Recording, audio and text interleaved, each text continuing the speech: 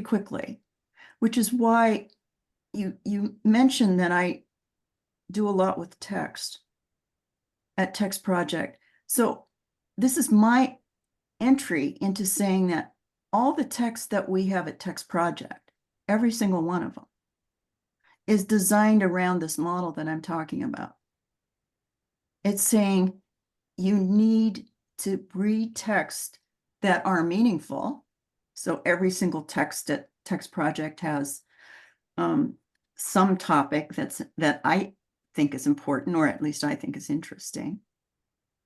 And you need to have the opportunity to read those texts without a lot of interference from rare words. So the thing about the text that I design at TextProject, like I've just put on a new series called Topic Reads Primary, is that the words that are rare are going to be repeated. Yeah. So you get to have some more practice, but you're also getting to have some practice. These texts have higher percentage of words that that occur a lot in the written language. Oh, and by the way, I should clarify this to people who don't really know a lot about TextProject. Nobody's making any money on TextProject. Everything there is free, right? So my spouse and I, we run a family foundation, and this is our funds that go into this. So I'm not, by promoting this model, I'm not here selling text today. What I'm doing is providing text so that we can solve what I think is a really consistent, persistent problem with American reading instruction. That our kids are seeing lots of words that they have to stop and figure out. And if you have to stop and figure out words that are moderately frequent, you're never going to be able to comprehend. Because as you're figuring out one word and then the next word and the next word, your comprehension's broken down.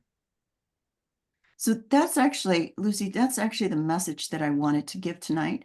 And now we can talk about a lot of different things. I'm just saying I think we have more of a solution for some of this. So whenever people look at the NAEP data and say, oh, all these kids are reading below basic, or all these kids are, aren't reading at proficient levels, what I'm suggesting is the majority of them, except for a very small percentage.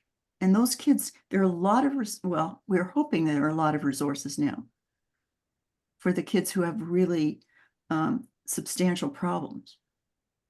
But what I'm saying is for the average kid, so kids like at about the 35th to the 50th to the 55th percentile, the kids that fall into that basic and below basic group, they're just not seeing enough text that they can get really fluid with it. Every time they get a text, there are all these new words in it. And so I'm saying what in a field like English as a second language, where they, there's a lot of that in New Zealand and Australia, where they have young people from Malaysia, different Asian countries who want to go to colleges in the US or Canada or England or where, English speaking. They learn to read in English with exactly the model that I'm describing. It's kind of a layered model. We're going to read text here with a lot of these words, and then we're going to move on. That I'm not suggesting this is the only text you read, but I'm saying if you haven't had an opportunity to get really good, I mean, if you think of playing a sport, if you haven't gotten good at some part of it, it's going to be really hard to ever be completely automatic with it. So Freddie,